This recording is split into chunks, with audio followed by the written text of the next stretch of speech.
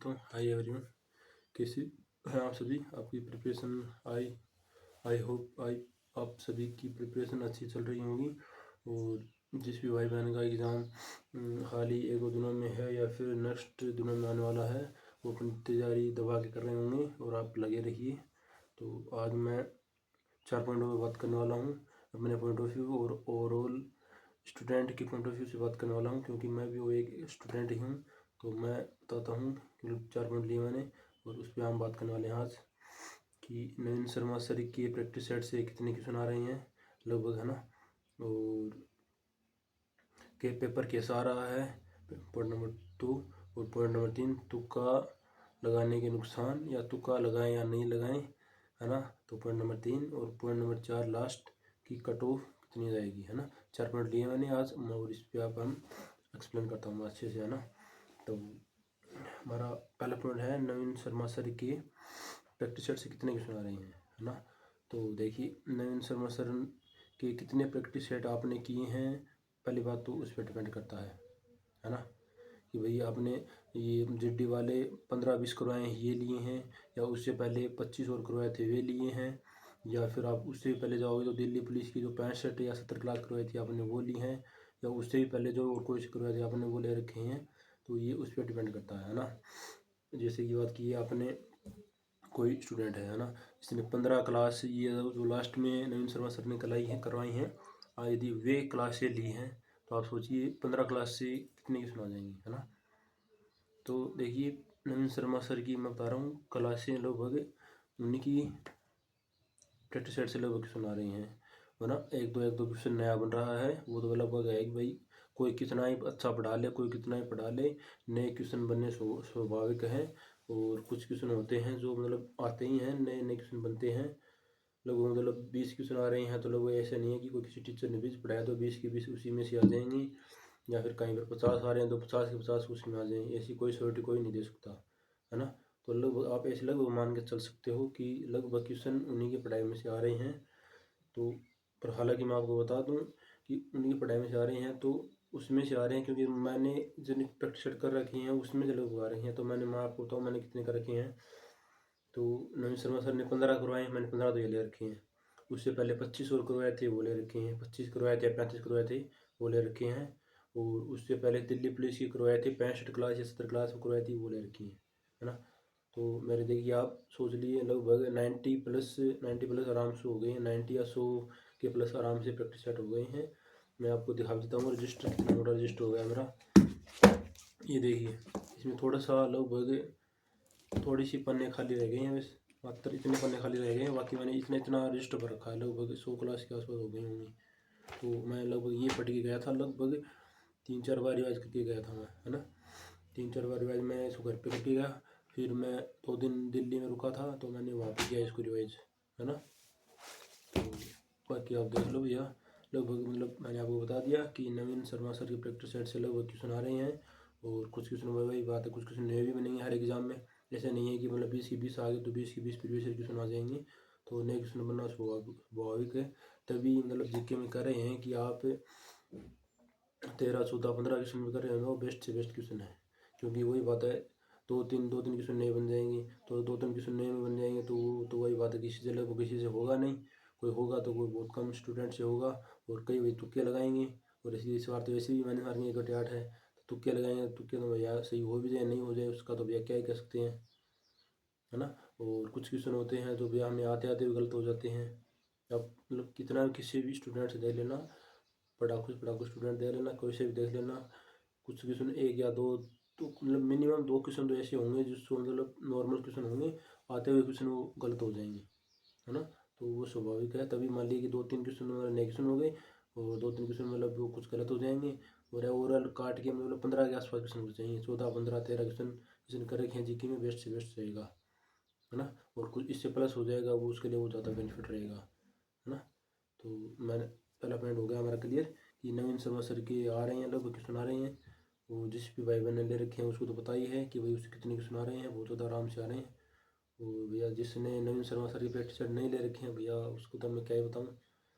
बाकी भैया मेरे पास ये रजिस्टर है, यदि किसी भी भाई बहन को चाहिए ये इस रजिस्टर की PDF चाहिए तो मुझे वीडियो के कमेंट में कमेंट कर देना। मैं इसकी फ़ोटो उतार के आपको PDF भेज दूँगा, जैसे ही मुझसे भेजा जाएगा। आप ये पढ़ के चले जाओ आराम से क्वेश्चन हो जाएंगे इससे भी, है ना। और न्यू शर्मा सर की हो गई। और इससे मतलब जीके में और बात करें, मान लो क्या नाम स्टैटिक वगैरह तो मैं बताऊँ तो ये आपको पता ही है, रामबाण है ही, इससे तो कुछ बेहतर है नहीं। बाकी मेरे स्टैटिक जीके में मेरी अच्छी कमांड हो रखी है, अच्छी खासी कमांड कर रखी है मैंने। देखिए आप देख पा रहे होंगे, मैंने इसको एकदम ब्लैक कर रखा पूरी को लगभग, है ना।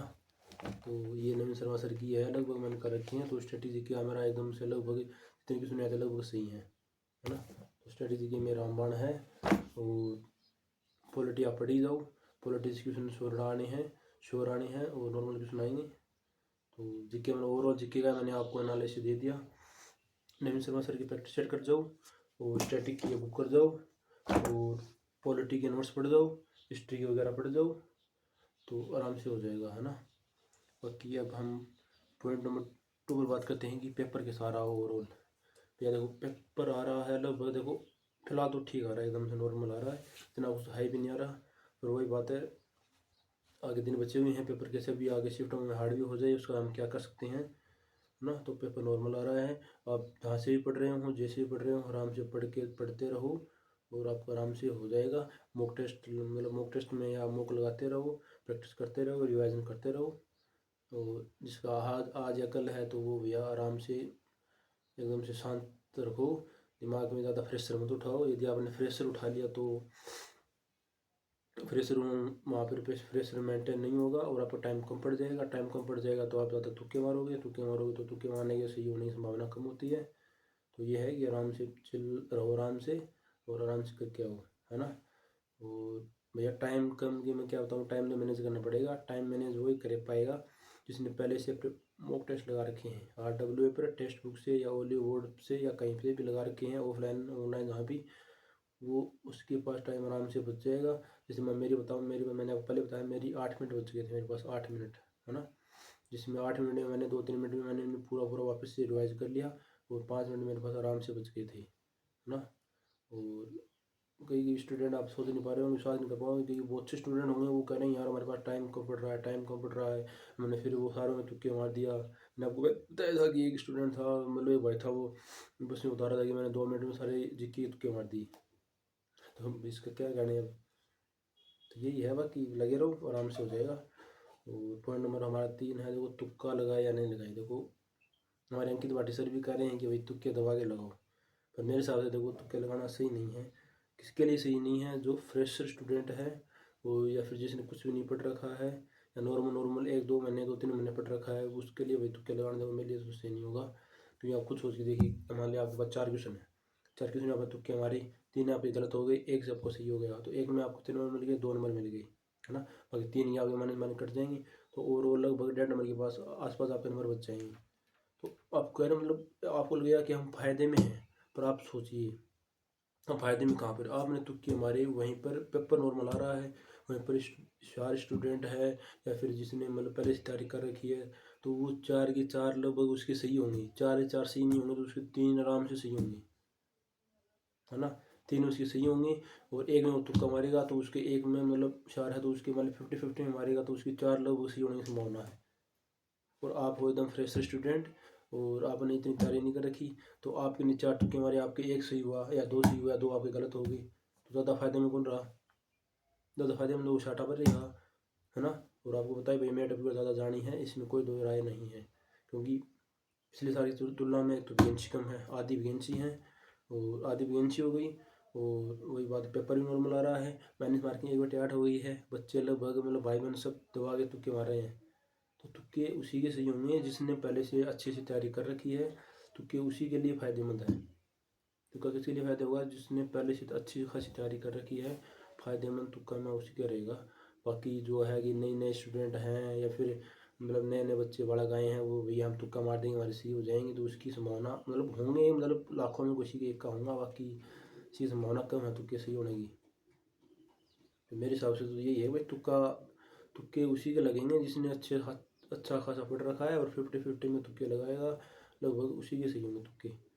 बाकी आप खुद ही सोच सकते हो, मैंने आपको बता दिया कि एक तो होशियार बालक के तुक्के ज़्यादा सही होंगे या फिर वो मतलब एकदम मतलब मतलब जो अभी नया नया बालक है या फिर उसने कंप्यूटर रखा है उसकी तो किसकी सही होंगी ना। आप कुछ सोच के दे सकते हो, ये सोचने की बातें हैं, है ना। तो यही है कि भैया अपना देखो, देख के तुक्के लगाना, जब आपको सही हो लगे कि भैया सही होगा तभी तुक्के लगाना, है ना। तो यही था भैया, तुक्के तो भैया अपने माने तो लगा लेना भैया। देखो फिर अपने को नहीं पता, देखो आप जानो।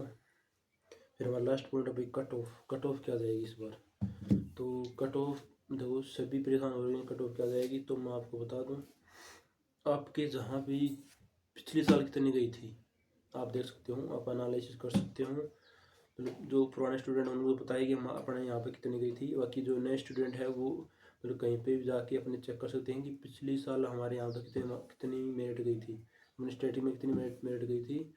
तो उतनी तो कन्फर्म जानी है ना। उतनी तो कोई उससे कम तो जाने की कोई संभावना नहीं है, उससे ज़्यादा ही जाएगी, उससे कम तो किसी भी हाल में नहीं जाएगी, है ना। जैसे कल मेरे एक भाई ने कमेंट किया था, जम्मू एंड कश्मीर से था, उसने कहा था कि भाई हमारे पिछले साल 84.5 मेरिट गई थी फाइनल में, है ना।